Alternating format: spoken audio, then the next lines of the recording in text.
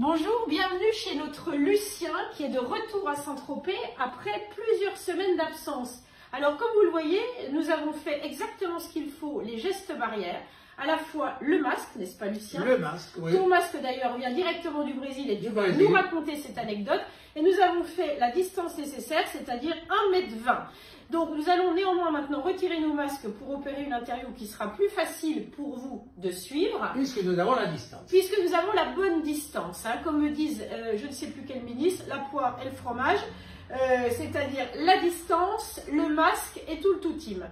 Alors Lucien, tu as donc appris que la France allait être confinée alors que tu étais encore au Brésil. Oui, j'étais encore au Brésil parce que j'arrivais d'Argentine, j'étais pendant une semaine au Brésil chez des amis et au milieu du séjour, nous avons appris la fermeture des frontières de l'Argentine, de l'Uruguay, aucun avion ne pouvait ni entrer ni repartir. Et nous avions, moi mon départ était prévu le 14 mars sur un vol de la TAP, Air Portugal, qui arrivait sur Marseille après. Et j'ai pu avoir le vol, nous avons pu avoir le vol qui est parti le 14 et je suis arrivé en France le 15, avant le confinement direct. Le 15 pour voter, parce que je suis très strict sur mon côté civique. Et nous avons été confinés, donc ça fait plusieurs mois que je n'étais plus sur Saint-Tropez. Et j'arrive et il y a eu donc le mois de confinement et nous espérons que le 11, nous allons ouvrir. Nous espérons aussi. Nous espérons aussi, puisque un des points, pour rester quand même un peu dans une certaine légèreté, n'est-ce pas, vraiment qui était critique pour nous les femmes, c'était le coiffeur et les racines. Comme vous le savez, je m'appelle Agnès Bouquet, mais on pourrait bientôt dire Agnès Varda. Je ne pense pas avoir son talent, mais néanmoins j'ai ses racines, c'est un début. Alors Lucien, effectivement, tu fais partie des commerces ou commerçants qui a priori seraient ouverts le 11, tout ça on le saura le 7. Donc je sais que tu as commencé à réfléchir de manière extrêmement studieuse et maligne ce déconfinement. Est-ce que tu peux d'ores et déjà nous donner des éléments auxquels tu as réfléchi? Eh bien, les éléments sont tout à fait logiques. Nous sommes en grande crise sanitaire, donc d'après toutes les recommandations, nous sommes obligés dans mon secteur d'avoir bien sûr les gels hydroalcooliques. Nous avons commandé des peignoirs jetables, des ponchos pour les couleurs noires, pour les couleurs jetables. Les serviettes qui seront données aux clients sont des serviettes jetables. Nous avons tous les produits pour bien sûr désinfecter les fauteuils après chaque passage, les tablettes. On va bien sûr organiser le salon à avoir 1 mètre de distanciation sociale comme on le répète sans arrêt. Et nous allons voir, la seule chose qui n'est pas encore prévue dans le cahier des charges de notre corporation, c'est de savoir dans le nombre de mètres carrés combien y aura-t-il de possibilités de personnes? Effectivement, c'est la seule vraie question, c'est-à-dire combien de personnes au mètre carré, puisqu'à partir de là, ton salon pourra recevoir tant de personnes et probablement peut-être faire des horaires différents, plus tôt le matin, plus tard le soir. La file, il n'y aura pas de file, ou alors il y aura peut-être, puisque nous bénéficions d'un temps quand même idéal, des gens qui attendront à l'extérieur et qui passeront avec ce respect des distances. Je crois que tu as prévu également d'organiser des plexiglas entre les bacs à shampoing et que en revanche, plus question de lire de magazines puisque les magazines sont des nids à microbes. Exactement.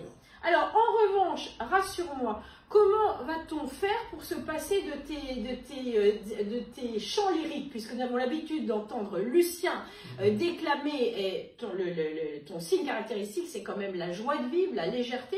Comment allons-nous faire? Ben, je pense qu'on va apprendre à avoir une joie de vivre et une légèreté masquée, parce que bien nous serons obligés pour mon personnel que je veux protéger et pour les clientes d'être masqués, d'avoir donc une visière également, d'être des lunettes si on n'a pas la visière pour pouvoir protéger les entrées tout à fait extraordinaires que le virus adore, c'est-à-dire les yeux, le nez, la bouche. Exactement. Alors il y aura un champ filtré, il y aura des discussions qui seront également très filtrées. Mais bon, On s'adaptera, je pense que c'est la seule des choses, ma chère Agnès, c'est de s'adapter. Absolument. Et sinon, on sera obligé de rester chez soi et ne plus bouger. Alors Lucien, tu as une clientèle fidèle, tu arrives à Saint-Tropez en 76, tu as eu un salon sur le port de Saint-Tropez, à l'emplacement actuel de La Durée. Au-dessus de La Durée. À l'époque, tu étais en partenariat, je crois, avec le fameux coiffeur Claude Maxime. Oui. Et puis, en fait, tu es ici dans cette enseigne prestigieuse, le Biblos, depuis 22 ans. Oui. Donc, je le disais, tu as connu les grandes époques de Saint-Tropez. Tu as également travaillé à Tahiti. Jean-Luc, j'ai toujours encore voilà, salon. Exactement. Et tu as toujours un salon à Tahiti. Tu as connu toutes les figures emblématiques de Saint-Tropez. Tu as d'ailleurs participé à l'évolution de Saint-Tropez, tu as vu l'évolution de Saint-Tropez, tu as vu l'évolution de ce village qui est devenu plus international, avec plus de luxe, et finalement tu es quelqu'un qui te renouvelle en permanence, la preuve puisque tu as déjà bien anticipé ce déconfinement. Nous sommes bien obligés pour rester, disons, dans la course et essayer de maintenir ce que Saint-Tropez a toujours proposé, une certaine manière de vivre. Alors, bien sûr, elle va être cadenassée par certaines obligations, mais bon, je pense que les personnes qui ont l'habitude de venir nous voir continueront et ça sera toujours agréable. Et il faudra que les personnes reviennent petit à petit, après le déconfinement total, que nous l'espérons, si tout le monde reste très raisonnable dans leurs faits et gestes et leur respect pour eux, pour leurs proches et pour les autres. Parce que malheureusement, cette épidémie et cette pandémie est terrible, terrible, terrible. Absolument. Alors Lucien, justement, cette pandémie t'a amené, comme tout le monde, à te confiner. Je vais te soumettre à ce fragment du discours confiné. Si je te dis confinement, à quel mot penses-tu immédiatement ? Bon, ben, tout le monde peut penser confinement, isolation, d'être enfermé, la prison, la retraite. Oui, ça peut être une retraite, mais sous l'égide de la réflexion. Pour moi, c'est plus une période de réflexion. Réflexion sur soi-même, sur son style de vie, sur le passé, parce qu'on a le temps de le faire, sur l'avenir, les prévisions. Donc, pour moi, c'est le confinement, c'est la réflexion. Donc, cette réflexion, et à l'occasion de cette réflexion, qu'as-tu découvert justement de toi ? Ben, j'ai découvert beaucoup de choses, tu sais, parce qu'il faut toujours se renouveler, comme tu le disais si bien. Et on se pose, quand on travaille un peu trop et qu'on est un petit peu diffusé dans la vie sociale et qui est assez mouvante de Saint-Tropez, nous ne prenons pas le temps, et avec un peu l'âge aussi, on prend le temps un peu de la philosophie, de repenser à ce que l'on a fait, des petites erreurs qu'on a pu faire, les choses que l'on peut refaire, et les choses qui peuvent aider les autres quelquefois, d'être bien. Ça, je pense, c'est un encouragement que j'ai fait et que je pense que je peux souhaiter aux gens d'avoir fait. D'accord. Et tu penses effectivement que justement cette réflexion, cette expérience de soi finalement qui a permis le confinement, perdurera après l'ouverture et la reprise d'une vie quasi normale, tu le souhaites? Ben, je pense que perdurer, je ne suis pas certain. Mais je pense que c'est une fondation sur une prochaine évolution de la vie que nous allons avoir.